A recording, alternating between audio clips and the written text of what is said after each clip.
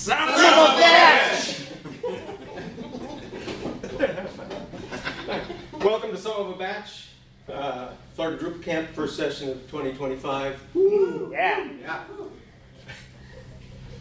And my mouse doesn't work. Did you break my mouse? No, I didn't touch it, but I'm moving you forward. I'm Steve Wirt. I have a broken mouse, apparently. A senior engineer for CivicActions, been there a dozen years now, predominantly doing government agency work, and I brought along a few friends. And my mouse still doesn't. I'm Christian Burk, and I'm a developer at CivicActions as well. I work on the Veterans Affairs website. I was the director of software engineering at Creighton University in Omaha, Nebraska before that, and I will pass it over to Kelly. Hi, I'm Kelly Smith. I'm an Associate Director of Design at CivicActions. I'm a Senior UX Strategist on the DITAB Refresh team. I've been at CivicActions for a little over 3 years. I'm dipping my toe into working with Drupal engineers as a designer and spearheading that for our design team at CivicActions. So speaking of CivicActions, my mouse doesn't work now too. We are a digital service company that helps the government deliver better public services through open technology and design. And being open is really one of our core values at CivicActions. It's open, balance, and transparency.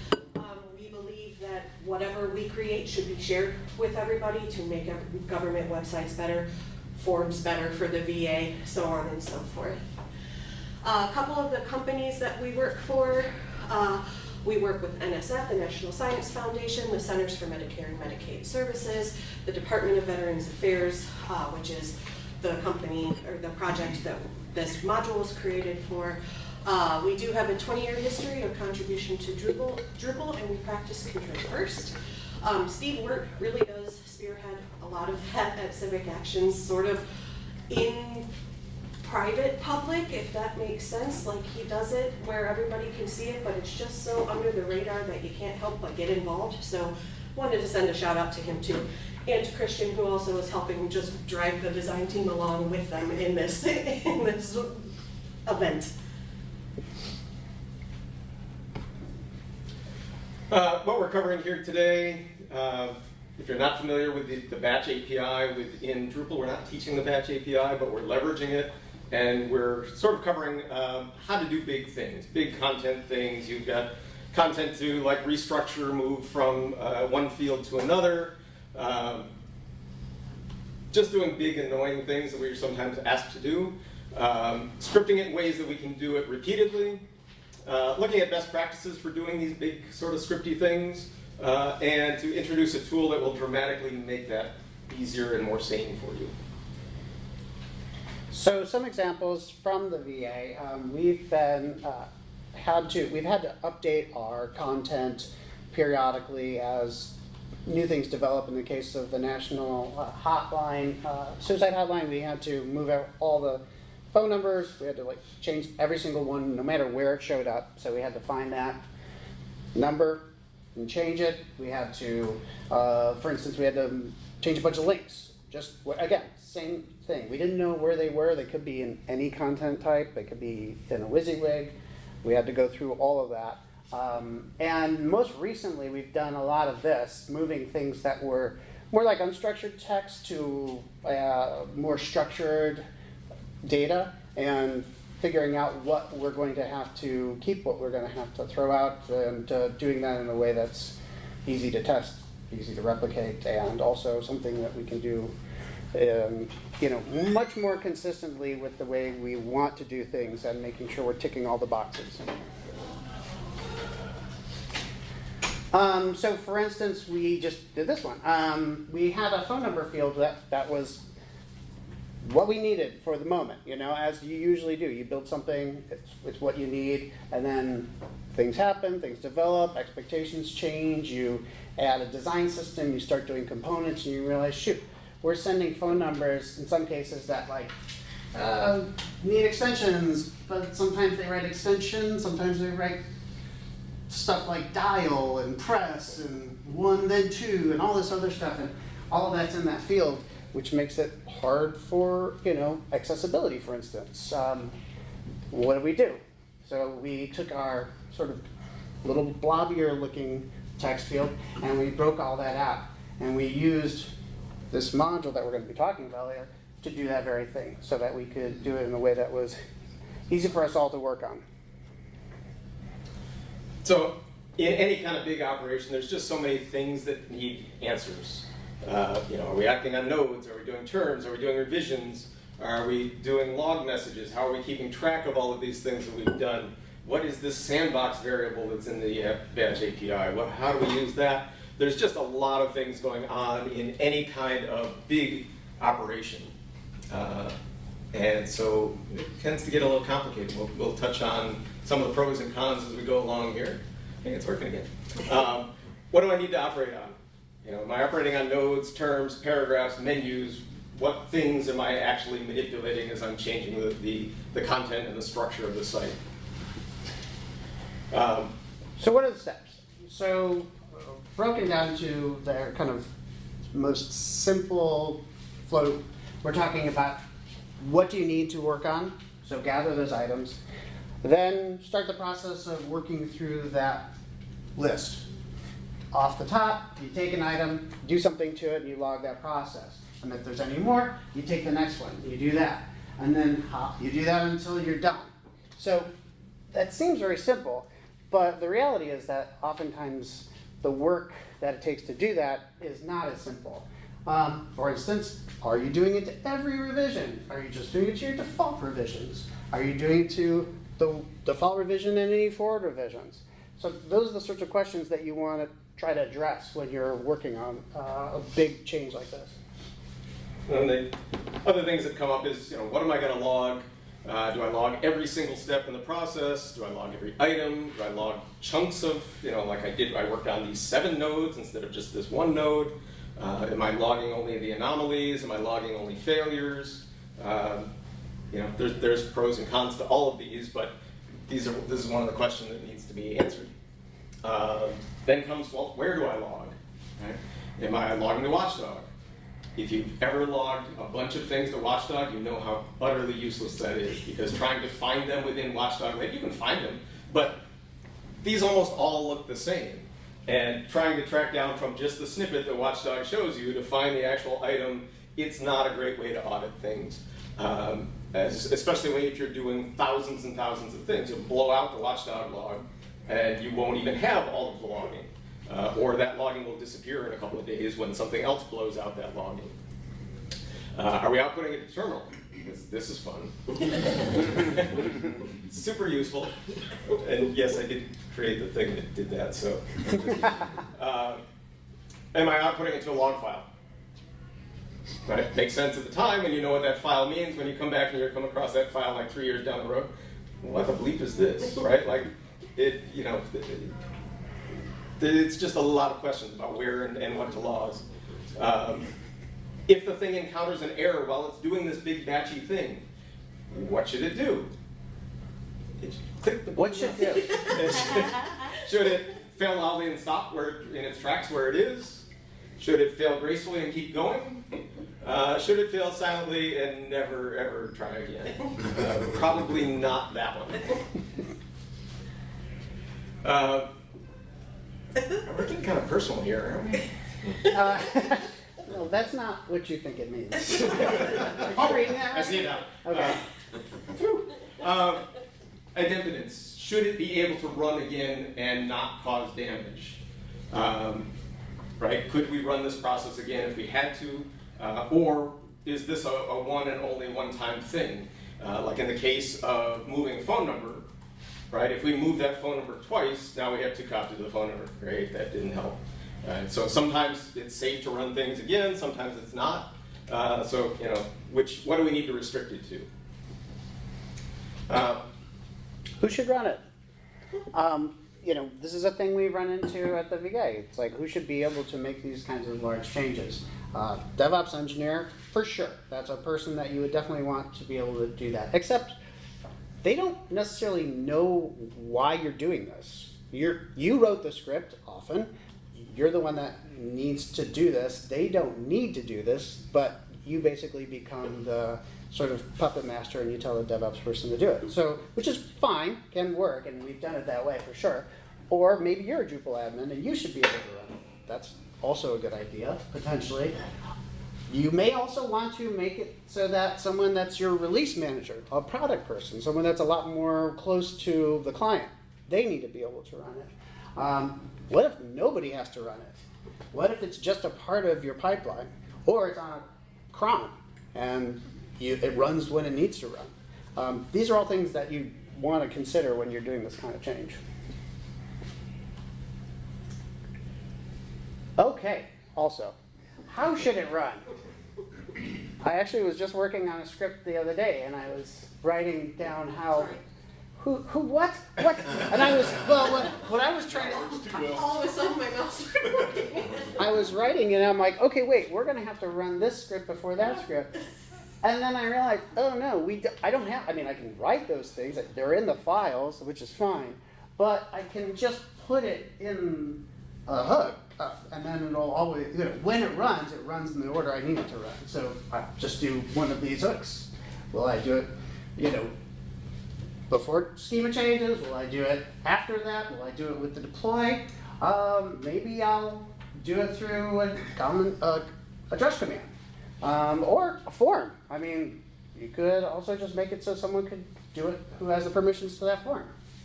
You can never have too many tools. That's one of the things that we realized. Like, there are conditions in which any one of these ways to do this is the right way. And we think it's good that you want to accommodate that kind of flexibility. So if you ask 50 developers these questions, you'll get a ton more answers than you have developers. There's no one right answer to that, right? There are situations, there is situational awareness that you need to be able to say, oh, in this case, I need to be able to run it this way. Or in this case, I need to be able to log it this way. And there's not one right answer. Have you lived this before? Have you experienced this? Okay. Raise your left hand if it caused you a lot of stress. Okay. Raise your right hand if it was kind of a thrill. And it's okay to do both, because I sort of like both. Yeah. But that's, it can be a very stressful thing. When it's done, you sort of breathe a sigh of relief. If it crashes in the middle of running this, you're like, yeah. So is that going to make us crazy? Is that virtual? Yeah. It kind of looks like it. I'm just glad I got it on my flip phone. It's a Florida thing. If you're not from Florida, you may not know the guy. Are we going to let it make us crazy? Right? Of course not. We're developers. We have ice in our veins and steel for a spine, and we don't make mistakes. We're Vikings. We like this chaos. I'm not a Viking. I don't know about you. All right, you're right. We're not Vikings. I mean, I work with you. I know you're not a Viking. We're not Vikings. We like to focus on what's smooth, what's repeatable. Is it flexible? We like to make, good decisions. We like not paint ourselves into corners. Right? It's one of those things that we kind of get good at over time. We choose good tools. We're good stewards of our code bases. We don't want to leave archaeology mysteries for people that find some script that we wrote in the past and go, what the fuck is this for? Right? We want to be eccentric in our choice of cat memes, not our choice of solutions. That really is eccentric. A little bit creepy. They're a buccaneer. And a little bit creepy. What? Appropriate. So, at CivicActions, we're also builders who contribute. Right, so CivicActions built a module, we contributed to Drupal.org, now it's for the people can benefit from it, and it can come to a code base near you. We built coded batch operations. The coded just indicating that, there's a little bit of code, it doesn't do really much by itself. You're going to have to add some code around it to write the script to do the thing that you need to do in this batch. And then they got design involved, and this is one of the things that we're really starting to push at CivicActions is this collaboration between design and devs. Helping, we don't all speak the same language, we'll talk about that in a little bit, but we worked together to talk about not necessarily answering the questions above, but what's the user journey when you're doing this? How does this work? How do we want it to look? What are some outcomes? What are things that a user could experience as a roadblock, and what could we do around them? We did do the design using the Claro admin default theme, and we tried to add a little bit of human-centered design and human-centered user research to it. First thing we did is we started with knowledge sharing sessions. As you can maybe imagine, designers aren't super codey friendly. So we did have to do quite a few knowledge sharing sessions of what does this do, explain this to me like I'm 3 years old, because that's about the knowledge I was walking in there with. Our product designer, Blake, who cannot be here today, he's on vacation somewhere warm and lovely, I'm sure. But he mocked up some different prototypes in Figma for us to be able to kind of test and run through, is this how you imagined it? Is this what will work? There were some constraints around usefulness versus nice to haves, and that's one of the things that design runs into a lot, is we like all the ponies and rainbows and shiny things, and sometimes it's a matter of just, those are good, this is what we got, let's work with what we have and get that out there. But truly, it was the design and dev collaboration and communication that was the key to this project. And like getting the designers involved, CivicActions mostly builds on Drupal sites. And so getting the designers involved in this process will help us start speaking the same language, help us start designing and creating our designs that are built to go right into Drupal and make it an easier hand to shake instead of a handoff between the two. I do want to emphasize the important, the scope of this. This module is for developers. We put UX into it, right? Like, when does that happen? Right? So it's kind of unusual. So what does coded batch operations do? Right? The TLDR, the bottom line up front is it's flexible, it logs the crap out of things, it's organized, and it's repeatable. And if you notice, it's Phoenix. Oh my God. This means something.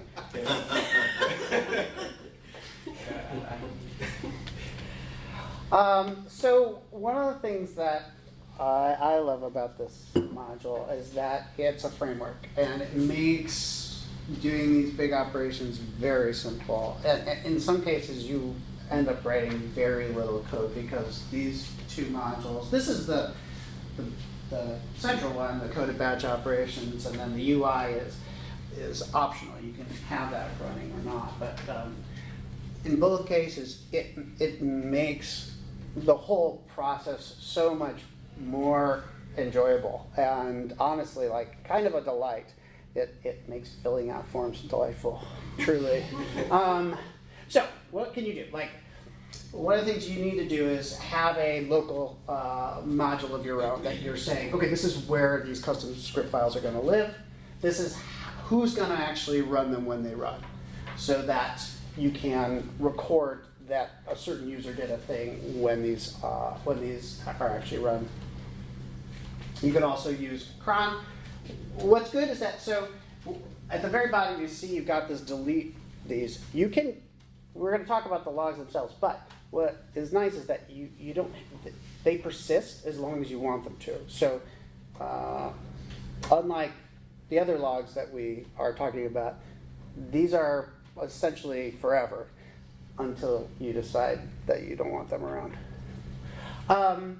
Very easy. I mean, like I was telling you, like I was writing something just the other day, and the amount of code I had to write because I'm using the module was minuscule for some of those operations.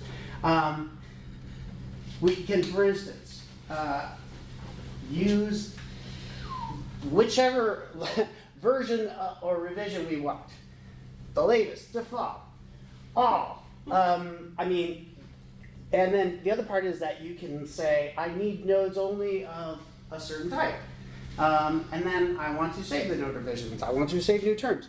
And if you don't see what you want here, please, please, please. We've already gotten contributions to the module.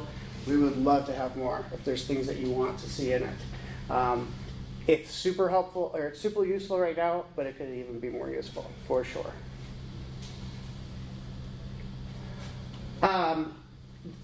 Okay, this is one of the keys. The log entity makes it so that through Drupal, the UI, you can see an operation take place. You can see what happened, you can see what you said about it, you can see when it happened. Unlike Watchdog, they're there until you don't want them. I just went through a bunch of things, and I just threw it in a text editor after I ran that, and then I did some analysis based on it. And I was like, this thing is so easy. I can't believe how easy it is. I was just like so happy about it again. Like I said, it makes it so much fun. So here's an example of what you see after you've run some operations. So you can tell what ran based on the path. You can see where it was executed. You can see what status was, when things happened. You can get to the log. You can see if there are errors, and you can see who ran it. So you get a lot up front before you even drill down into a given log. And then this is the start. This is the top page of the log. So you get a lot of that same information in a list form, but you also get a little more about, like, say, number of items processed, and then the log is here, which you're seeing where it starts with pre-batch and then post-batch. Everything else in between that is the actual log messages themselves. And these are completely custom. Obviously, you can sort of output whatever you need. And what's also cool is that if you, for instance, said, I want to continue on error, I don't want the error to stop the process, you can complete it. In this case, we said no, but you can complete it and get error messages at the bottom, or you can do what they did in this case, not complete it, and get an error also at the bottom.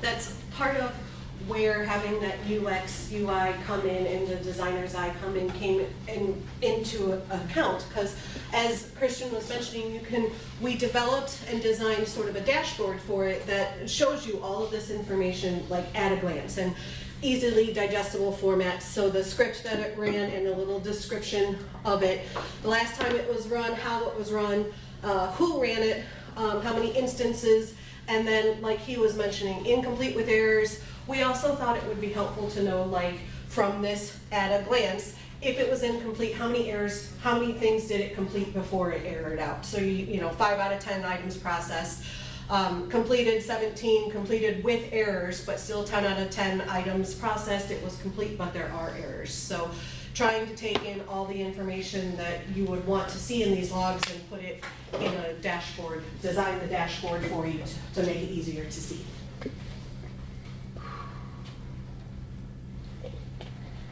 Okay, so one of the things that I mentioned is that you get to see the status at a glance of each run. And I think that's it. That's all that this slide does. Sorry, I didn't mean to say It's a good slide. It's you know, this slide, it's like a, you know, it's an atom. This is, or maybe it's a, you know, proton. Okay, so one of the cool things is that it has state. So because of that, we know when it stopped, if it stopped. If it didn't complete, we can actually know that it only got through item 5 of X number. And as a result, we can start again if it got interrupted for whatever reason. Meaning that, which we've run into before, we would have scripts in the past that might time out, or you lose the terminal, or something happens, and as a result, we had to start it over again. In this case, we can start from where we left off, not from the beginning. Oh, yeah, right there. You see how it does it right there? Is that the same slide? Okay. We have a choice of failure options, as mentioned, right? We can gracefully skip any errors and keep processing them, or we can fail an error and don't do anything more.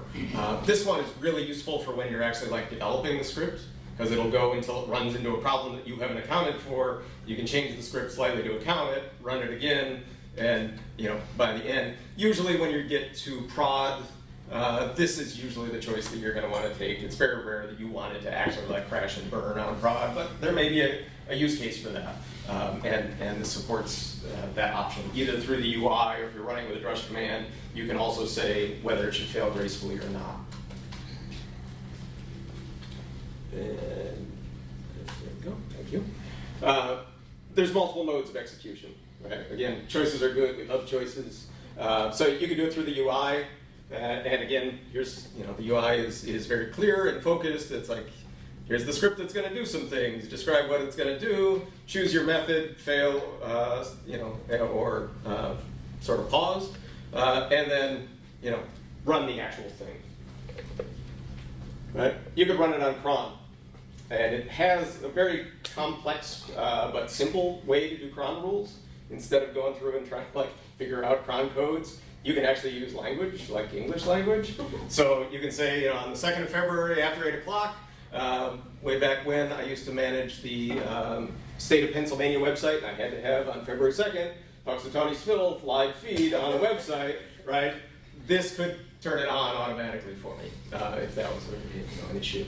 And so it can do very granular crons. It could run every day, every 2 minutes, every whatever you want it to, but it's kind of in English, and it can do multiples. So like in this case, whatever this thing is will run on at this time. It uses the word after because it kind of depends on where cron, the actual Drupal cron runs. So after just means if you run your cron every 5 minutes, it'll run at 8 o'clock or 8:05 kind of thing. But you can stack up crons, so it could run every Wednesday and every first of the month and every whatever combination of crons you needed to do. Here's another example of just more possibilities. So it can be very generic, but also very, very specific. Some of these you can't reproduce with a single combination of cron codes. You could run it with drush, relatively simple drush command. Right? There's a flag for if you wanted to run this, right? Run test do 10 things. If you wanted to run it with the failing gracefully, there's a flag that you can add for that to make it run it that way.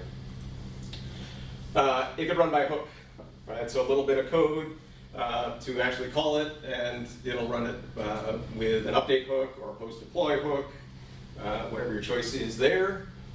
You could even run it in custom code if you had a form that you wanted to make that had a certain submit button that you wanted to make it run this job on that button. You can do that too.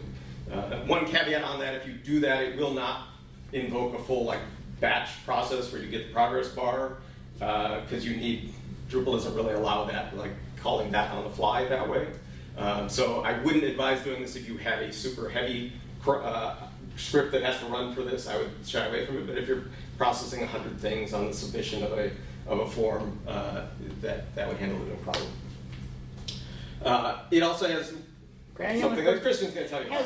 It has granular permissions, which, again, we were talking about things that you might want, for instance, someone that's a product site to be able to see those log entries.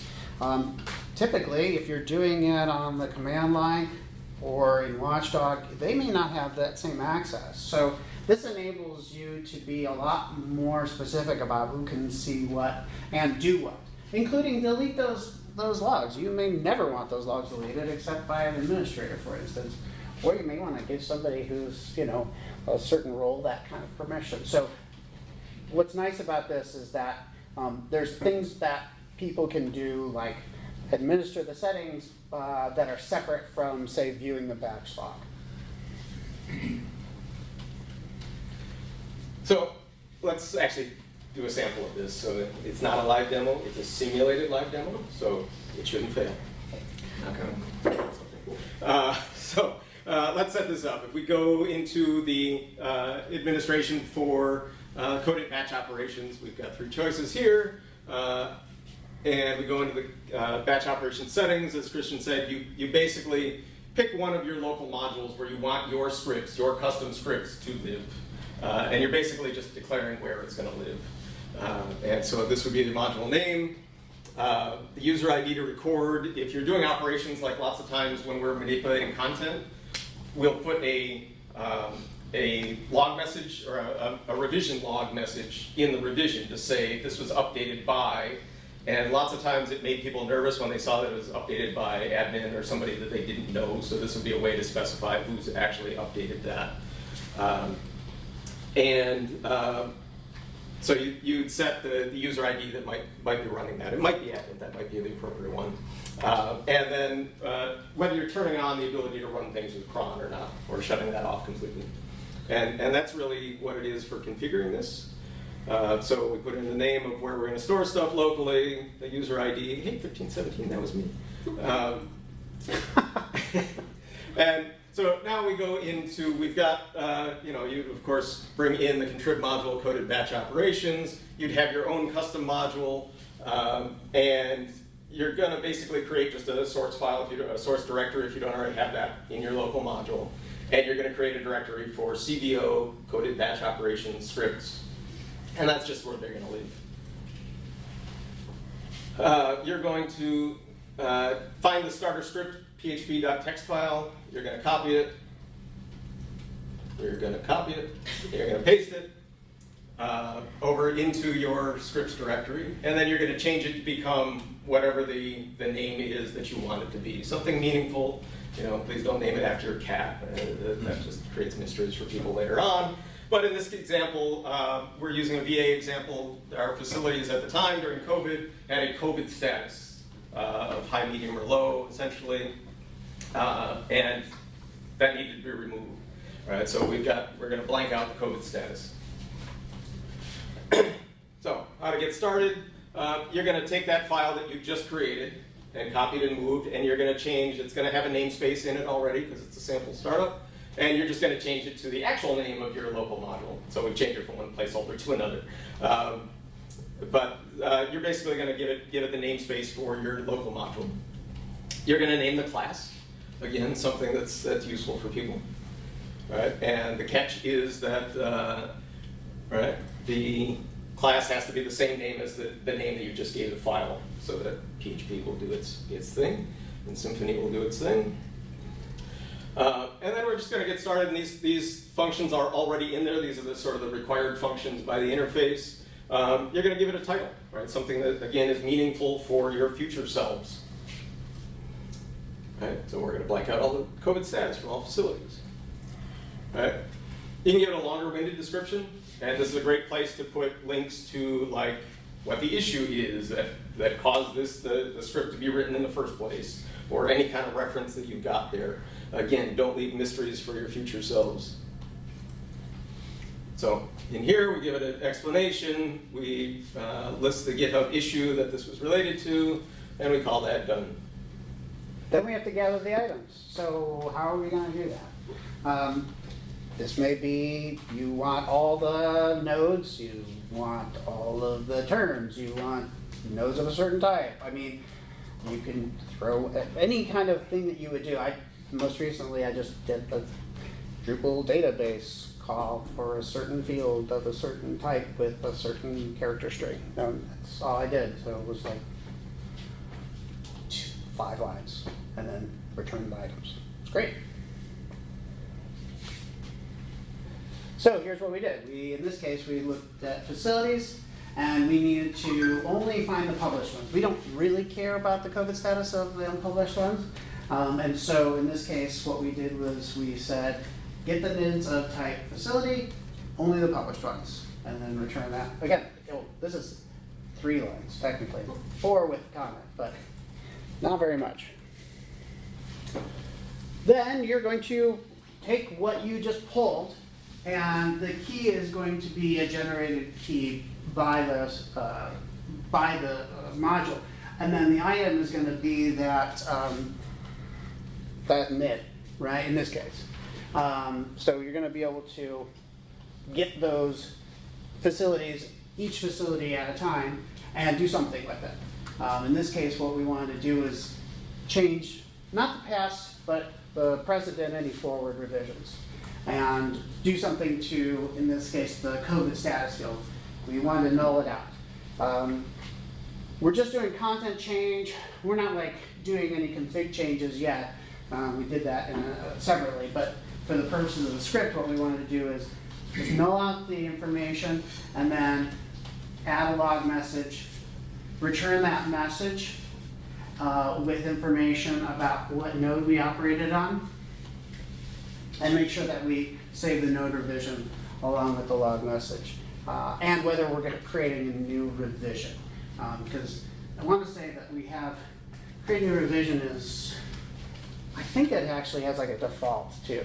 So you don't have to set that, but I think in this case we wanted to specifically call that out. And here's where we address the idempotence. Should it run only once? In the case of blanking out the COVID status on these fields, this could actually run more than once without a problem. If it's already blank, it would just blank it out again. That's not really a big deal. So in this case, it could run more than once, but we said, just for example here, allow only one completion. We set it to true. So this will only run once. And we've just created a new batch operation. Like, that's all there was to it.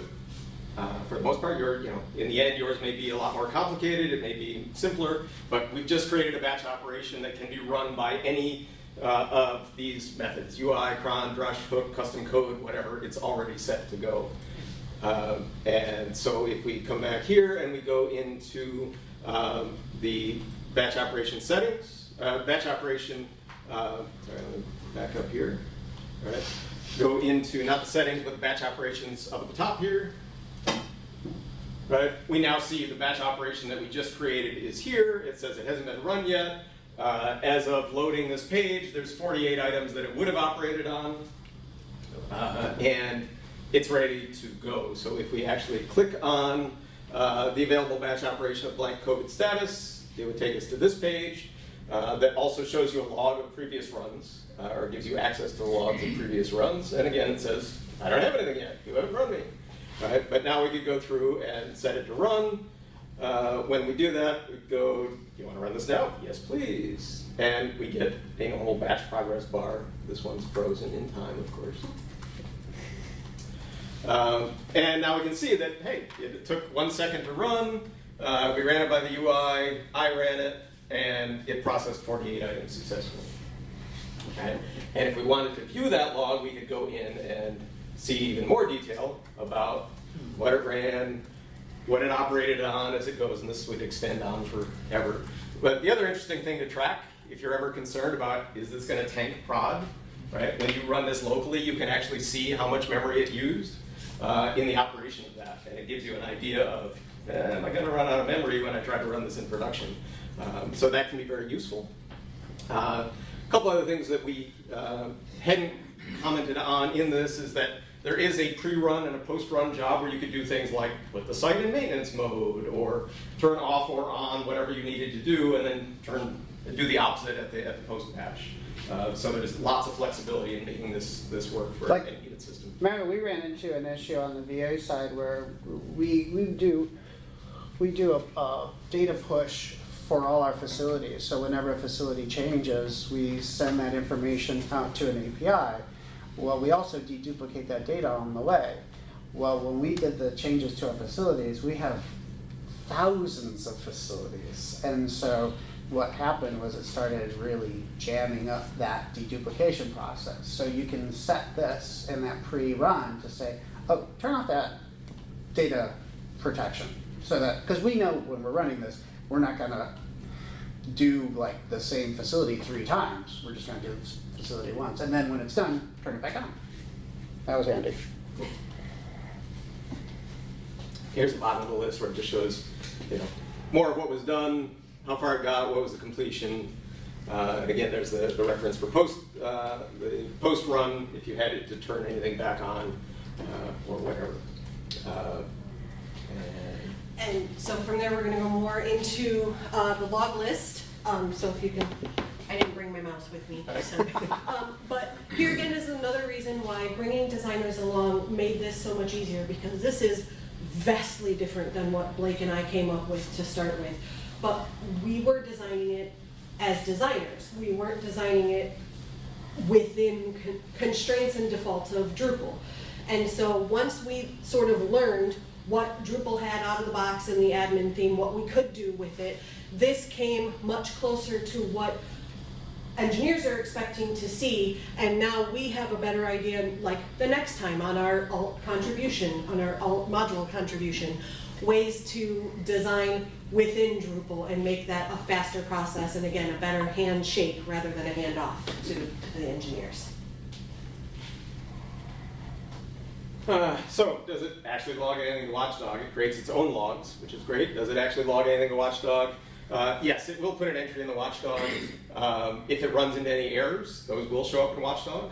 And the fact that it ran and completed will also get logged. So it logs, like, if there's no errors, it logs one thing, just that that batch operation was run. And when you go into it, well, you can jump right to the batch log from within Watchdog. Which can save you a lot of time, like tracing things out, especially if you run something a bunch of times and there's one error, you can actually find the log where that error is represented. So it cleans up sort of Watchdog, keeps that a little bit smoother in its function. Questions? I have a certain bias because I'm one of the maintainers of the Migrate API. So if I were going to update a bunch of content on my site, I would use the content entity source plugin, which lets me specify whether I want the current revision or all revisions, so forth. Lets me specify a content type. It already keeps track of which nodes have been processed in the mapping table with a status for each, whether it's complete, hasn't started yet, whether there is an error. It already takes care of logging messages. Those are standard named tables, so anyone who looks at your database 5 years from now will say, oh, that's what that database table is saving. It gives you a lot of process plugins. For example, if you need to extract the telephone number out of a text field, it has DOM processing in the Migrate Plus module. Right. So I think that a lot of what you've done has been recreating what's already in the Migrate API, and I think that a step forward would be to allow people to run migrations, just to define migration in the YAML file in their custom module, and integrate that with the system you already have for running it on cron or whatever, and showing the progress. And as of Drupal 10.3 and 11.0, you can actually see the migration messages in the UI without any contrib modules. You make a great point. This example kind of fits with the migration, but this can do other things that are not migration related at all. If you say, like, we have news events that get created by the thousands, and every 30 days or every 3 months we've got to call out the old ones, right? This can run on a cron and does that in the background. So it doesn't always have to be a content modification like you might do with Migrate. It can be anything that you have to do with a batch, in other ways, right? So setting the publish status to false is setting it to false, moving it to a different, archiving it in a different way. There's lots of options. But things, any kind of thing, it's an extension of another module that I wrote for Drupal 7, which was coded crons. It just did whatever you wanted it to on a cron job. This is kind of an extension of that. You could do other things that are not just content manipulation that might be served by a migration. And it, it again kind of coalesces all the logs into places that are easy to find and easy for people to run. Other questions? How would you alert failed benchmarks? Sorry? Send alerts in case of a failed benchmark? I think, it depends on what you've got that's monitoring your alerts, but if something's monitoring Watchdog, it could be set to alert for that. Do you dispatch any events? It does not dispatch any events. Normal errors are caught the same way. So the same way any error in the system might be caught, might be observed on any kind of log watcher, Splunk, anything like that. But it itself does not throw any additional events. You know, like if there's a failure, one of the watchdog entries will be an error for that failure. So whatever else you've got that might be watching that log could act on it.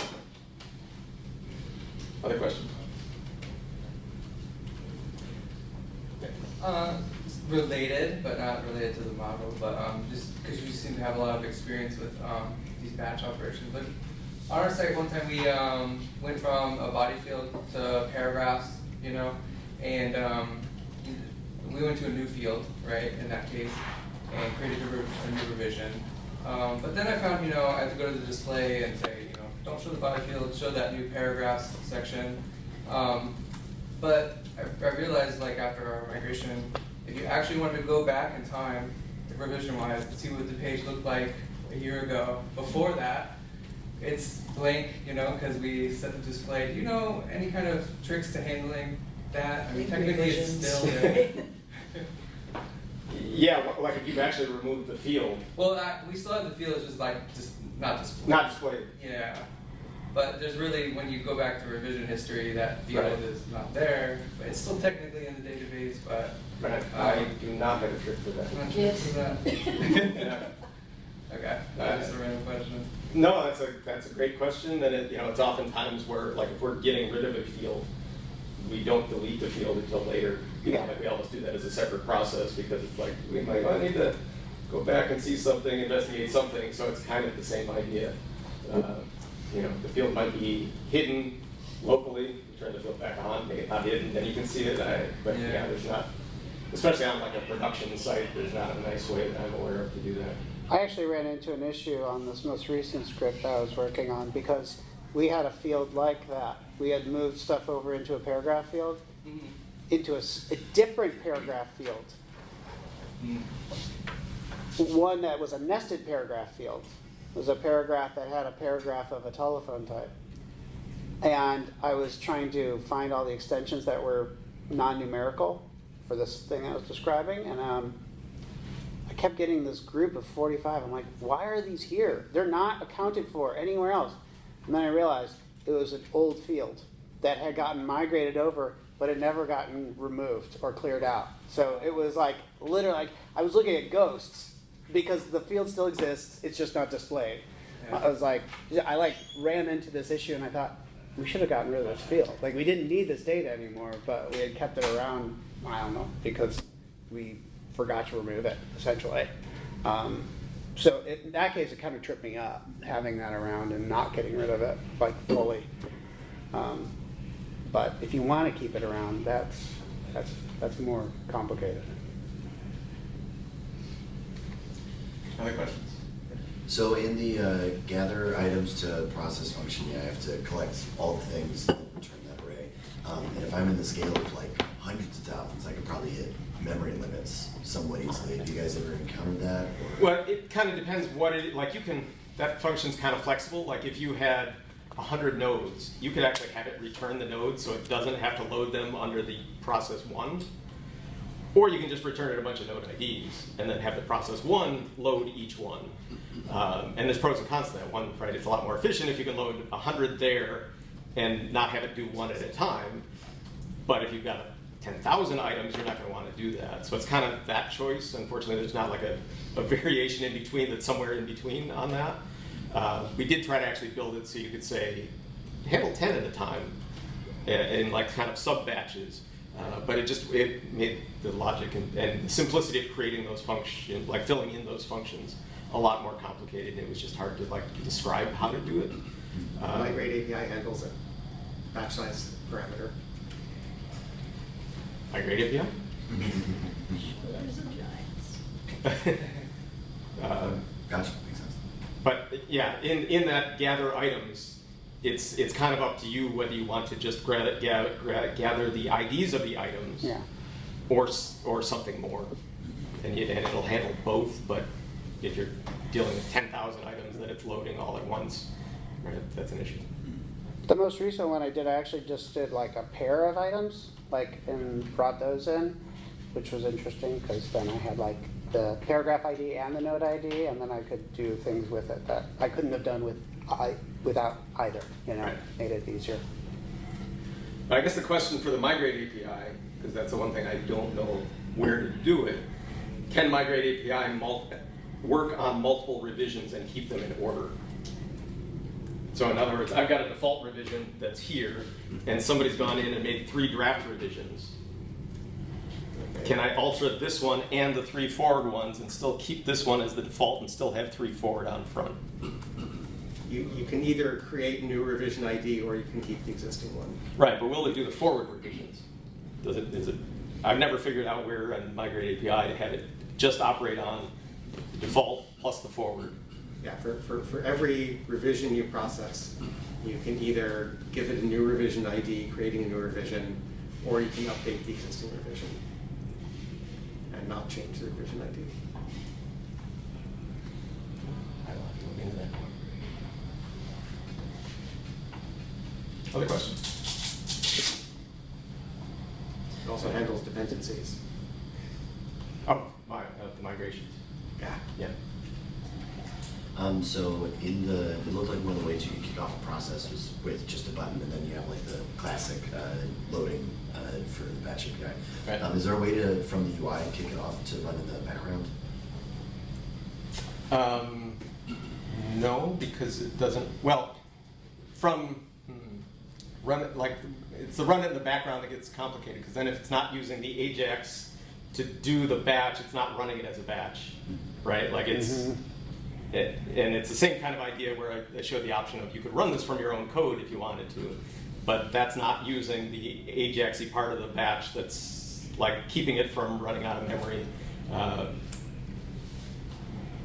Yeah, it doesn't, running it in the background is kind of a problem for that. I mean, it will run in the background if you use Drush, it will run in the background if you have it run on cron, but as far as like clicking a button to make it run in the UI, then it's not a batch, and Yeah, I guess I'm just thinking about like stakeholders that might want to be able to like run an update job when they want to run it, but then it also might take 4 hours. They don't want to like sit there with a tab open. that's why we have new tabs. Right, because it's the batch, so if you leave the tab, it stops, and if you come back to the tab, like if you come back to that same spot, it picks up the batch where you left off. I don't recommend that method, but it does do that. But because it's like that part, it's using the true batch API. If you've got stakeholders, I would train them, start the batch, leave that window open, go open a new tab in your browser, do whatever else. They're a finicky bunch, I tell you. Yeah, I can't think of a good way around that that would still have the security and the confidence of running it as a batch for that very reason, and not just your browser session timed out, right, and this stopped. It wouldn't actually be a problem because it would know to pick up where you left off, but then it's like, is your stakeholder smart enough to know, educated enough to know to go back and restart the process so that it will pick up where it left off. Gotcha. Other questions? I think we're set. Okay. Thank you for coming. Thank you.